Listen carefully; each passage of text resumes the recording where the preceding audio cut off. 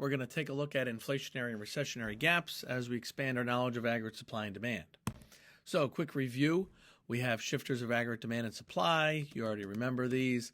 Consumer, government, investment spending, and net exports. That's the easy one. Just remember, though, aggregate supply. So, TARP.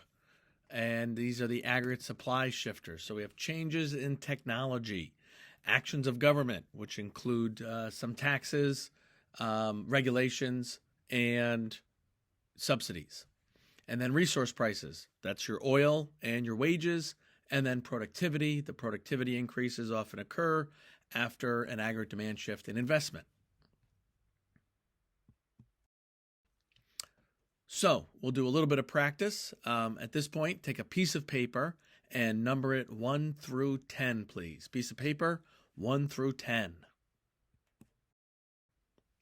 All right, here is the 10 questions, and this is a quick little quiz just for yourself, though. So 1 through 10, pause the video, and then answer these. This will give you a good idea about where you are in terms of being able to identify the shifters for aggregate supply and demand. So pause the video.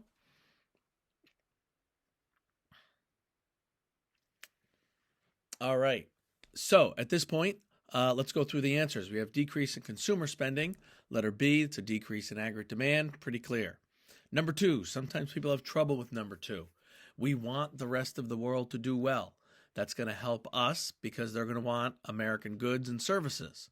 So this is letter A. We want the rest of the country, the rest of the world, to do well, and then they'll demand our goods and services.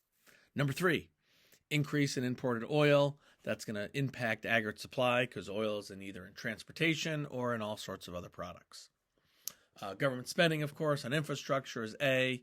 Now, wages. Wages are important for today, and that's going to be shifting aggregate supply to the left. Number 6. So, negative business expectations. They don't think that the economy is going to be doing well in the future. So they're going to pull back investment spending today. They're not going to build that new factory if they think that a recession is going to happen. Number 7, interest rates. So interest rate sensitive spending, it's going to be a focus moving forward in this course, and that's going to be letter A. If there's a decrease in interest rates, consumers will purchase big ticket items like cars. Number 8, if the government spends more money on whatever it is, education in this case, increase in aggregate demand. Number 9, productivity is your increase in aggregate supply. And the last one, number 10, even if people don't sell their stock, they're going to feel wealthier, and so spending will go up. So hopefully you did well, 1 through 10. All right. Up to this point, we've just dealt with aggregate supply and demand in the short run, and now we're going to put it together with the long run. Inflationary and recessionary. This is the discussion about inflationary and recessionary gaps. All right. So assume the government increases spending. What happens to price level and output? So we're starting a situation here from equilibrium. We've got long run and short run equilibrium. A short run equilibrium happens whenever AD and AS cross. But now we're also at the long run equilibrium. And it's important to note some numbers here. So your unemployment rate, your natural rate is at 5%. Your inflation rate should be where the Fed wants it, around 2%. Your growth rate, somewhere around 2 to 3%. And that's a stable long-run position. So if the government increases spending from that, you're going to get an inflationary gap. So the economy now is going to be overheated. You're going to get higher price level. You're going to get more GDP temporarily. But these numbers aren't great. So now inflation, instead of being at that 2 to 3%, is, let's say, 4.5%. That's not great. Growth will also temporarily increase, and unemployment will temporarily fall. So instead of being at the 5% natural rate, it might drop to 4% or 3.5%. So while we get those GDP increases, it's not all good because this inflationary gap is something to worry about. And when you have unemployment less than the natural rate, that's not sustainable over a long run. Another way to look at it is to say that your actual GDP is above the potential. So you can view the potential as where you would be in regular equilibrium, long run equilibrium, or even on a PPF. So this relates to the PPF because that is also your potential GDP. In this graph, though, we can temporarily move beyond that potential GDP. All right, so that was just the short run. That was just the one step. So now we're going to go one step in the opposite direction and cause a recession. So in a recessionary gap situation, we have consumer spending dropping.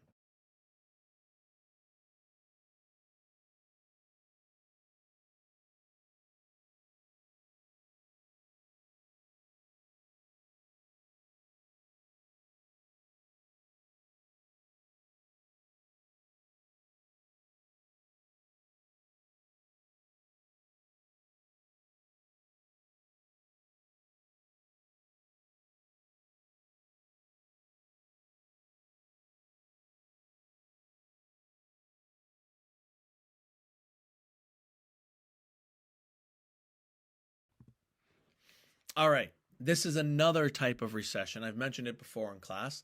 So this is stagflation. You have a stagnant economy and inflation. That's not good.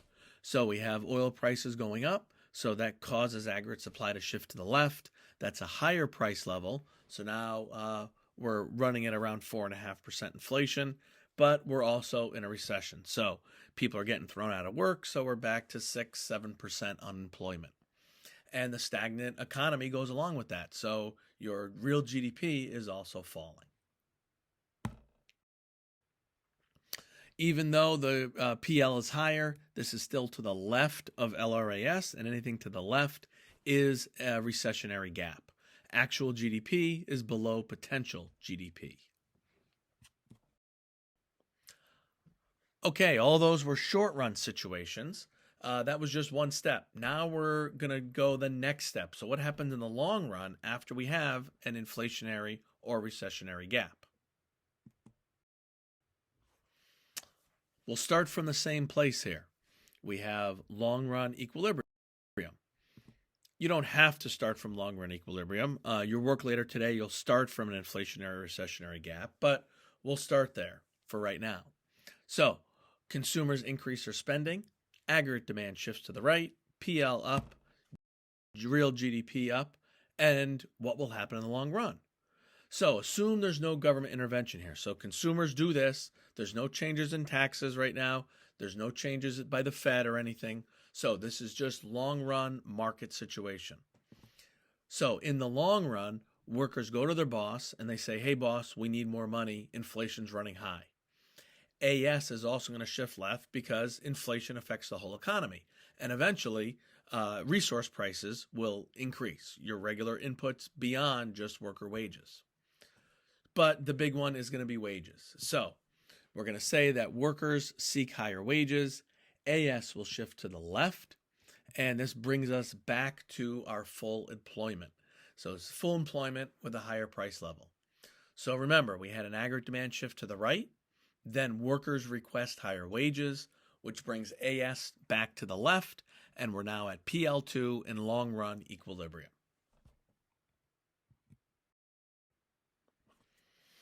All right, let's do the opposite way now. So consumer expectations fall and consumer spending plummets. What happens to price level and output in the short run and the long run? Well, we know what happens in the short run. PL drops and real GDP drops. So aggregate demand shifted left. In the long run, however, workers are going to accept lower wages. So we have a situation where unemployment is high. So workers will accept less money. And this is going to shift AS to the right. While that's happening, other inputs are also falling. So that also moves AS back to the right. This brings us back to long run equilibrium. In the real world, workers don't often accept lower wages, but what happens is the company lays off people. So a layoff is equivalent to workers accepting lower wages because then the total salary paid out by the company is dropping.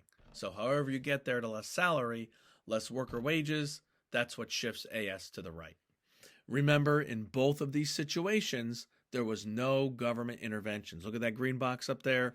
It's extremely important. There's no government. So we haven't talked anything about fiscal policy or monetary policy. So in the both situations, this is just the people, the market. This is all just happening.